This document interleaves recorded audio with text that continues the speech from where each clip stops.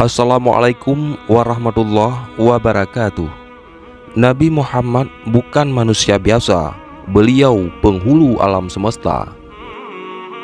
Tak kenal maka tak sayang maka tak cinta. Kalimat bijak ini sangat tepat untuk mereka yang mungkin khilaf membandingkan Nabi Muhammad dengan mantan presiden yang notabene adalah umatnya. Andai mereka mengenali Nabi SAW, niscaya lisan mereka akan senantiasa bersalawat. Ali bin Abi Thalib radhiyallahu anhu pernah ditanya oleh seorang lelaki Yahudi tentang akhlak Nabi Muhammad. Menanggapi itu, Ali balik bertanya, "Coba engkau lukiskan keindahan dunia ini dan aku akan gambarkan kepadamu tentang akhlak Nabi Muhammad SAW."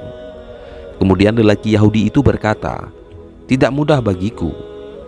Kemudian Ali berkata, "Engkau tidak mampu melukiskan keindahan dunia, padahal Allah telah menegaskan betapa kecilnya dunia ini ketika Dia berfirman, yang artinya, katakanlah kesenangan di dunia ini hanya sedikit." Quran Surat An-Nisa ayat 77. Jawaban Ali bin Abi Thalib itu menjadi gambaran betapa tinggi dan agungnya akhlak Rasulullah, sehingga sulit baginya untuk menjelaskannya dengan kata-kata. Meski terlahir sebagai yatim, Nabi Muhammad SAW mampu mengubah peradaban manusia. Miliaran manusia menyembah Allah Ta'ala berkat perjuangan dan kemuliaan akhlaknya. Bahkan zat pemilik langit dan bumi, Allah Ta'ala memujinya dalam Al-Quran, yang artinya, dan sesungguhnya kamu Muhammad benar-benar berbudi pekerti yang agung. Quran Surat Al-Qalam ayat 4. Dalam ayat lain, Allah berfirman, sesungguhnya telah ada pada diri Rasulullah itu suri teladan yang baik bagimu, yaitu baik orang yang mengharap rahman Allah dan kedatangan hari kiamat, dan dia banyak menyebut Allah. Quran Surat Al-Ahzab ayat 21.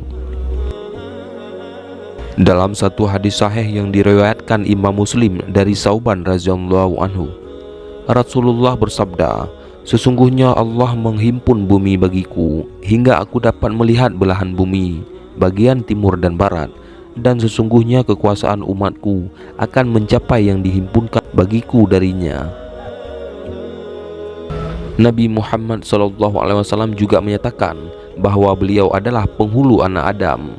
Beliau bersabda, "Aku adalah Said atau penghulu anak Adam pada hari kiamat, orang pertama yang bangkit dari kubur, orang pertama yang memberikan syafaat, dan orang yang pertama kali diberi hak untuk memberikan syafaat."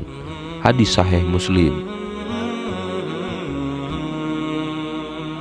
Nabi Muhammad tak hanya menjadi penghulu pada hari akhirat saja, beliau juga menjadi penghulu manusia di dunia dan akhirat, sebagaimana dikemukakan oleh Imam Nawawi dalam mensyarahkan hadis di atas, yaitu, adapun sabda Rasulullah pada hari kiamat, sedangkan beliau adalah Said, baik di dunia maupun di akhirat. Sebab dikaitkan demikian adalah karena nyata Said beliau itu bagi setiap orang, tidak ada yang berusaha mencegah, menentang, dan seumpamanya. Berbeda halnya di dunia, maka ada dakwaan dari penguasa kaum kafir dan dakwaan orang musyrik. Dalam hadis lain disebutkan dari Abi Sa'id Al-Khudri radhiyallahu an, Nabi SAW bersabda, "Aku adalah penghulu anak Adam di hari kiamat tanpa membanggakan diri, dan di tanganku terletak panji pujian tanpa membanggakan diri. Tiada seorang nabi pun di hari itu mulai dari Nabi Adam hingga nabi-nabi lain kecuali berada di bawah panjiku. Aku adalah orang pertama yang bumi terbelah, karena aku keluar dari dalamnya tanpa membanggakan diri, dan aku adalah orang pertama yang dapat memberi syafaat, serta aku adalah orang pertama yang diperbolehkan memberi syafaat tanpa membanggakan diri." Hadis riwayat Imam Ahmad.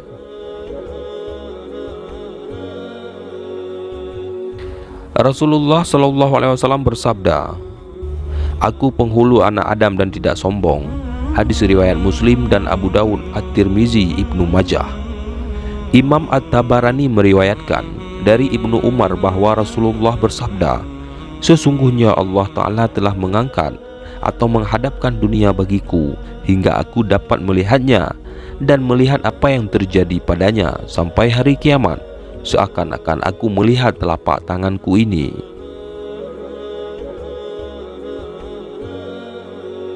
Kemuliaan sosok Rasulullah tak pernah habis untuk diceritakan dan dipelajari. Ada banyak hikmah yang membuat hati terpukau setiap kali mempelajari sosoknya. Sejak bayi, kemuliaan sosok Nabi Muhammad sudah tampak. Ketika beliau dalam kandungan, ibundanya Aminah tidak pernah merasa kesusahan, sebagaimana ibu hamil pada umumnya. Kehamilannya terasa ringan dan tidak pernah lelah. Saat Muhammad kecil dilahirkan, alam semesta ikut bersukacita menyambutnya. Saat aku mengandung Muhammad, sebuah cahaya keluar dari dalam diriku yang menyinari istana Basra di Syam, kata Aminah. Dalam hadis lain disebutkan, sesungguhnya aku adalah doa ayahku, yaitu Nabi Ibrahim, dan kabar gembira Isa padaku, serta mimpi yang dialami ibuku. Begitu juga ibu para nabi melihatnya. Sesungguhnya ibunda Rasulullah ketika melahirkan melihat cahaya menyinari istana negeri Syam. Hadis riwayat Ahmad. Muhammad kecil lahir dari ibu yang mulia bernama Aminah. Semua bahagia saat beliau lahir, termasuk kakek beliau Abdul Muthalib. Ayah beliau bernama Abdullah tak sempat melihat putra kesayangannya. Abdullah wafat saat Rasulullah berusia 2 bulan dalam kandungan ibundanya Aminah.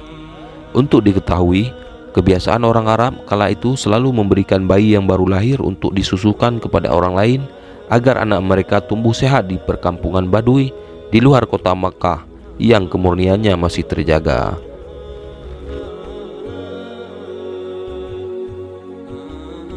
Ini baru sedikit dari mukjizat beliau. Betapa Nabi Muhammad baik masa bayinya hingga diangkat sebagai Rasul, sangat dicintai keluarga, sahabat dan orang-orang yang pernah bertemu beliau. Bahkan sepeninggal beliau, umatnya yang belum pernah melihat wajahnya yang mulia tetap menaruh cinta dan kerinduan yang mendalam. Begitulah sosok mulia kekasih Allah, pemimpin para nabi dan manusia. Tidaklah pantas bagi umatnya membandingkan beliau dengan manusia biasa, apalagi merendahkannya. Semoga selawat dan salam tercurah kepada beliau dan keluarganya sepanjang masa. Wallahu a'lam bishawab. Wassalamualaikum warahmatullahi wabarakatuh.